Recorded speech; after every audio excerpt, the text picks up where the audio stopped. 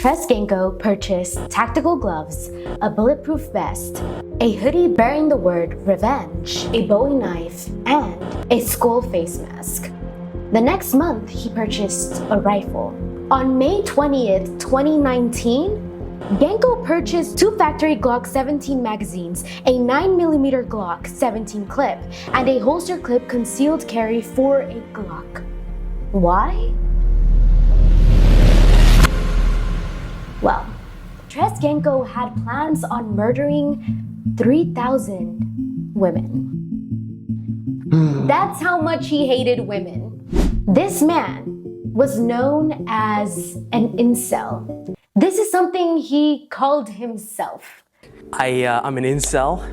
Which I think the word incel is kind of embarrassing. Incels are the group of men on the internet that absolutely hate women for no other reason than the fact that they can't sleep with any of them. When us incel men say that we hate women, we are saying that because we are suffering.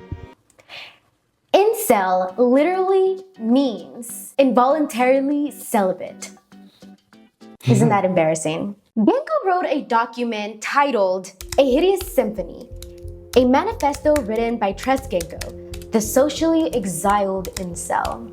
I would hope these words resonate in sweet familiarity to fellow incels, either cognizant of their situation or not. I am already set to go into the US Army.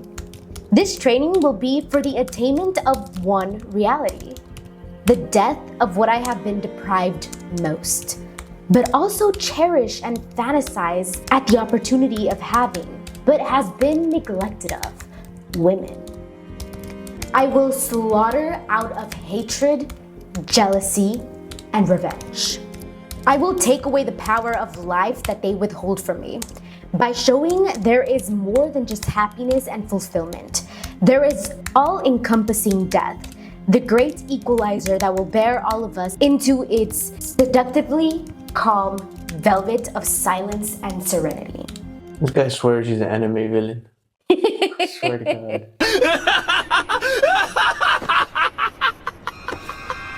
So before we continue on with the story of Tresgenko, we need to get into sexism in most of our lives because sexism is very much alive and on the internet, especially with the internet. So fundamentally, you do believe that a woman becomes a man's property at marriage? I believe she belongs to the man in marriage, correct? Tresgenko is not the only man on the internet that is an incel. There are more.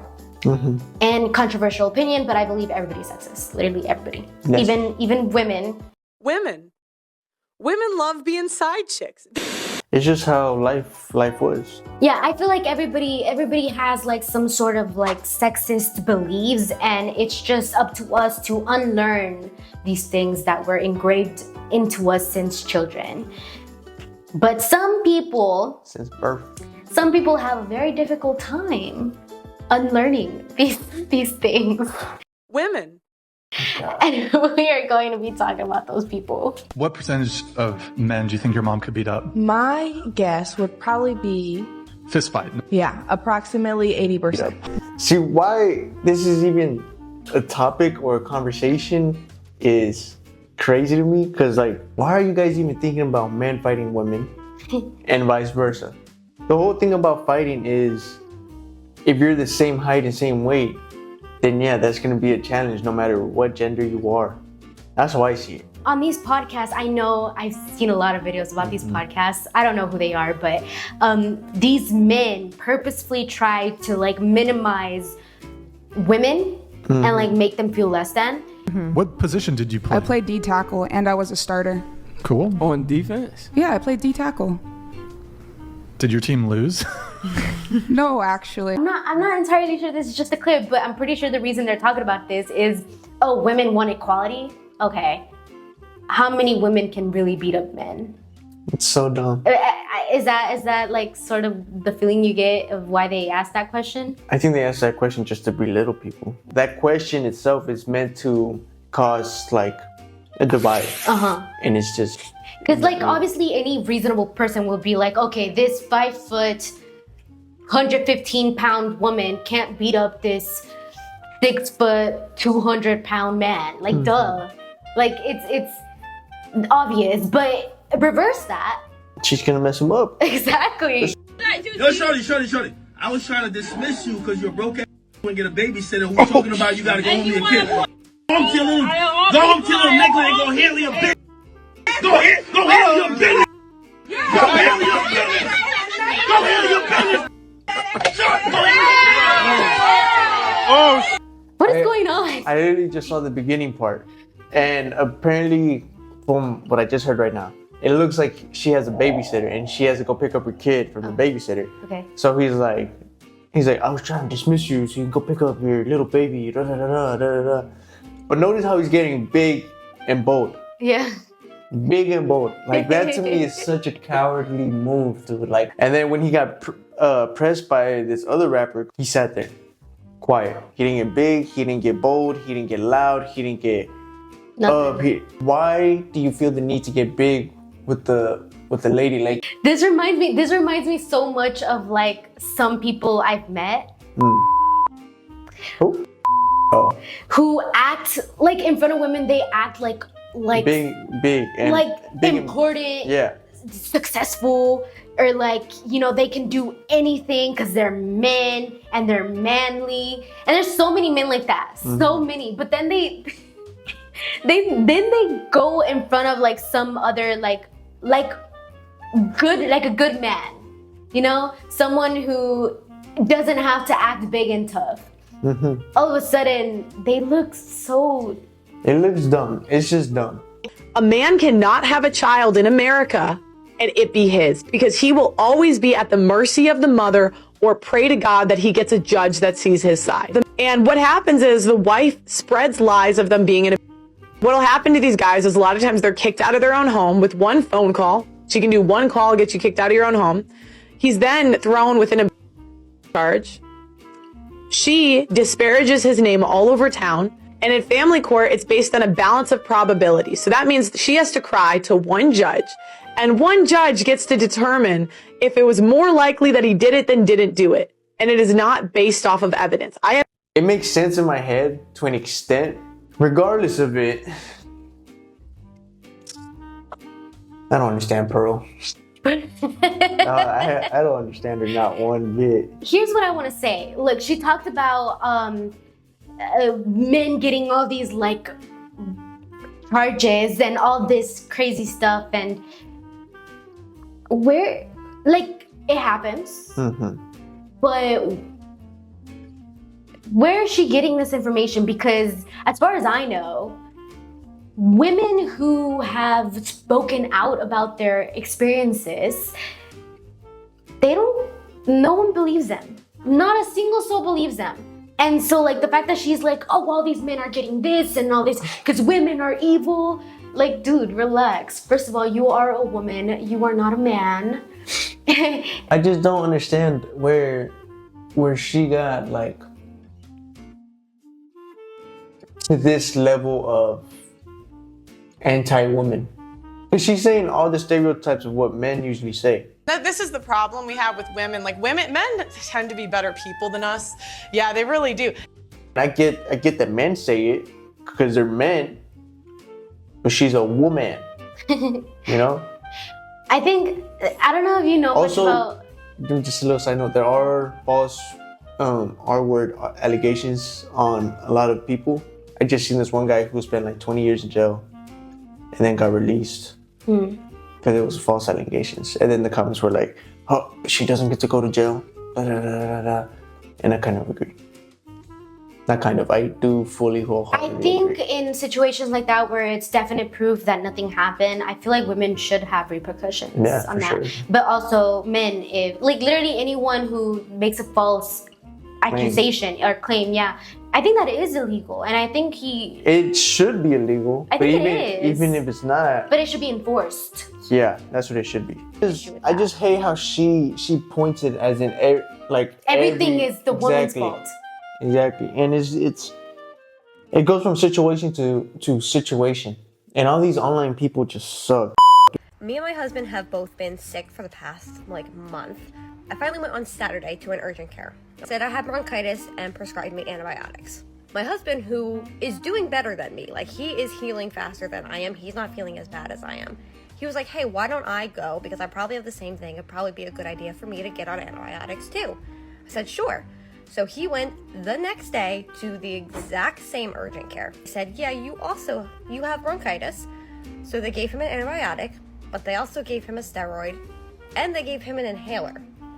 So they didn't think he needed a chest x-ray, but they gave him more treatment, even though he was better off than I was. And he came home and he's like, I don't understand. I was like, yeah, that's generally how it goes. Anyway, I stole his inhaler because he doesn't need it and I do, so. Dude, that is so wrong of her. What? Why would she take his inhaler?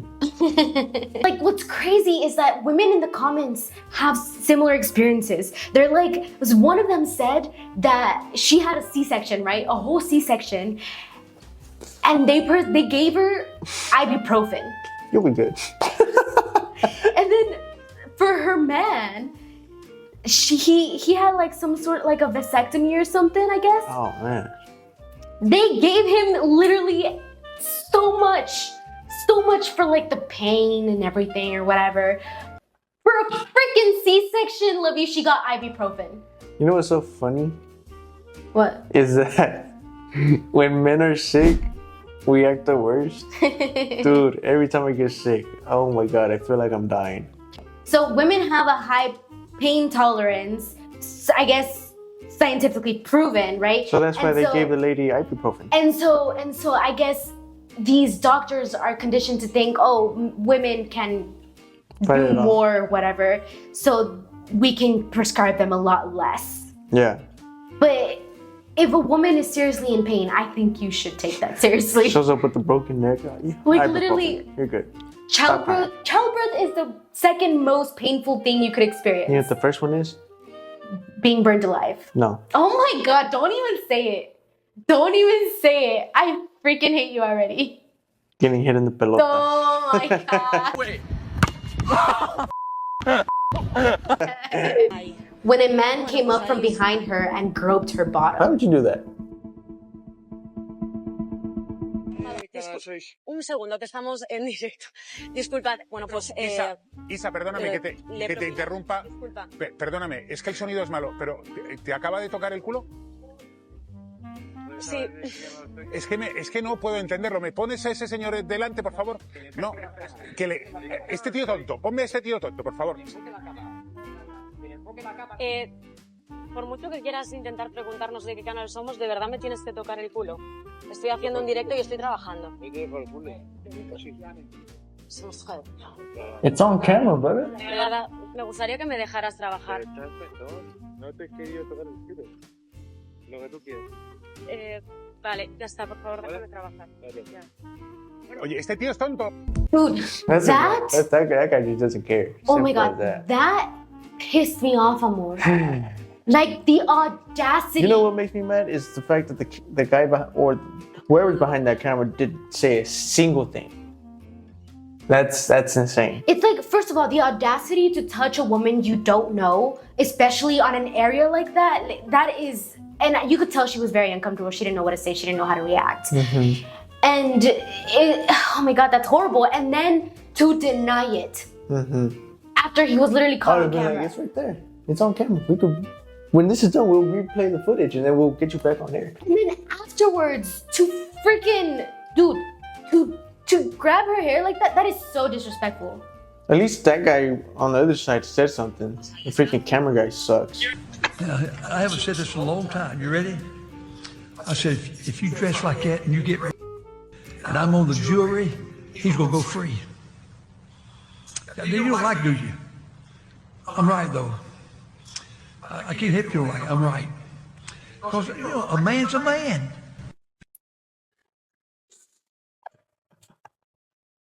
That's crazy. Is that a preacher? It looks to be a preacher. That's insane. Can you believe saying that? What the frick, dude? No, that's crazy. You cannot say that and think that's okay. I just can't believe someone had the in front of everybody, in front of God, with its full chest. Yeah, that's crazy. As a man, if you see that and you think like, yeah, You have the right to. exactly. Like, dude, we're in 2024, not the 80s, 60s, 50s, 40s, 30s, 20s, even though it wasn't okay back then either. That's a person. In one online post, a man boasts about some encounters he had with women and some couples out and about. He says with pride that he sprayed these people with orange juice from a water gun, just how Elliot Rogers did before he committed a mass shooting. Elliot Rogers is a man who was also an incel, and he is the incel hero of Tresgenko and many other incels. How can you look up to somebody who... Because typically when you look up to a man, it's someone who's powerful. In the effed up minds of these incels like Tresgenko, they look at him like some sort of hero, like he did God's work or something. That's crazy. Elliot Rogers once said, "If we can't solve our problems, we must destroy our problems. One day incels will realize their true strength and numbers and will overthrow this oppressive feminist system. Start envisioning a world where women fear you." Start what? She said, start envisioning a world where women fear you. He wants women to fear men. Dude, men have been on top since the beginning. So this man who boasted about, the water gun, shooting orange juice or whatever, was none other than Tresgenko. Tresgenko said, "I've always been an incel because I've never had a girlfriend or sex that wasn't paid for. Incel since birth." He also said, "I keep eye contact until they look away. Then I keep looking. They deserve to feel uncomfortable. This is how you can encroach on their beautiful existence with a reminder that hideousness exists outside of their selective bubble. I've never even had the opportunity to reject a single woman."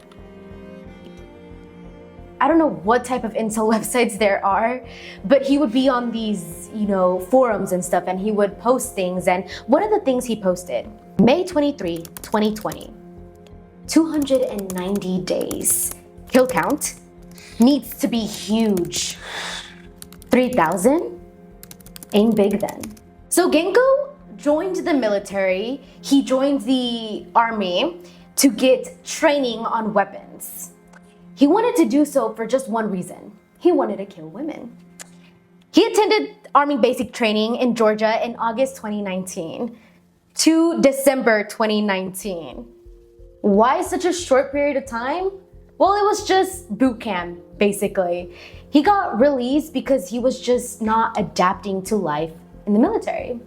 Also, I don't think boot camp, it shows you some things, but it doesn't show you everything. You don't learn everything until you get to the next step. But the most they showed me in boot camp was how to shoot a rifle, which was just for score. Mm-hmm. I feel like incels are men who really they're like the ones who yes, I'm a man, you're the woman, I am above you. But it's quite embarrassing to be uplifting yourself on something like that and then not even be able to move on past boot camp. Yeah. Isn't that embarrassing? I feel like that's embarrassing. It's the bare minimum. Boot camp is the bare minimum. It doesn't take much. That's not to say that I think people who go through boot camp are not doing anything crazy or whatever, because I would never be able to go through it. But it's just the fact that he prides himself on being a man, you know what I mean?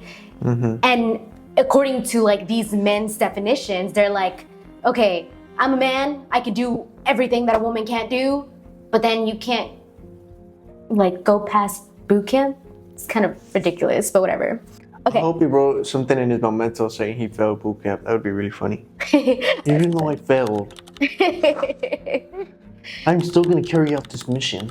He had so many notes on his phone about his thoughts. And unfortunately, this man was searching up a school. His searches included sorority OSU and Ohio State University sororities. So this man was actively trying to find women in this specific university to try and end the lives of. And it was later confirmed in a note that he wrote on his phone. He went to the university to do research, I guess, to look at the life of the university. He wrote, time, 10:53, fairly busy, Wednesday. Students seem fairly nerdy, some hipster, dull kids as well. The track is primarily unused. Ages vary. The average appears to be early 20s. Car quality is generally mid to lower tier. Some sort of building behind the college. Look into it. They have no check of any sort entering the building. I wasn't questioned at all. Backpacks are very common. Yeah, no shit. College. These notes are... But isn't that crazy? He literally went to the university to try and like look for people to, and trying to figure out how much security there is. And there wasn't. They didn't ask him any questions. He was able to just walk in. That's scary. That's scary. March 12th, 2020. Police officers get a call from a distressed woman, a mother, Press Genko's mother. The mother said that he would take care of her. That's nice. No. It was bring her food. It was during an argument. It was during an argument. The mother felt like she was starting to notice some off qualities about her son. Ever since he got released from the army, he came back very weird, in her opinion, even though he was weird before then, but she didn't notice it until after the army. Genko's mother told law enforcement that his behavior was out of control, erratic, and not like him at all. She was very concerned. She found a note in his room while he was training at boot camp, and the note was very eerie. It was talking about how he wanted to end the lives of women and how much he hated women. So when he said, "I'll take care of you," in an argument, it sounded threatening. She was scared, and so she called the police, rightfully so. So the police officers came to the house. A sergeant came and asked Genko about a firearm that he may have, because the mother said that she saw a weapon in the house. And he said he didn't know anything about it. He denied it at first. They asked him to check the vehicle. They wanted to check if maybe he put something in the vehicle. He kept saying no. But finally, they got permission to check the vehicle. They found literally almost all of his weapons in the trunk. It was crazy. That's where he stored literally everything, except the gun that the mother claimed to see. Finding out about these weapons, the mother was even more distressed. She kept asking, why? Why do you have these? Why? What is going on? What is happening to my son? And the son did not care. He just shook it off as if it were like normal activity. It's Sunday afternoon. The officers asked Genko if he had another weapon in the house, the one his mother kept talking about, and he denied having another gun. He said that was it in the car, that was it. His mother said, like, she interrupted the conversation and said that he's lying. There is something more. Then they asked permission to enter the bedroom. Genko said, fine. I guess he assumed that he hid the gun very well, and there is no way that the officers would ever find this gun. He was wrong. Where did he put it? It was in the floor vent. Oh. He put it there. It's kind of dumb. They found it. Yeah, obviously. Like if I had drugs, I would put them all the way up there. Right there, in the air vent. Okay, now I know where you store drugs. Well, after this little discovery, all of his secrets started to unravel. Everything, all of his posts on these incel websites, all of these notes on his phone, all of these plans on attempting to end the lives of 3,000 women, and most of them being from this university. He was sentenced to 80 months in jail. 80? 80 months, which equals to what, 7 years? It's like 6 years of change. 6 years, that's horrible. Yeah. He would have a 5-year supervised release, which I guess it's fine. They didn't put the man on a watch list. Honestly, this man really is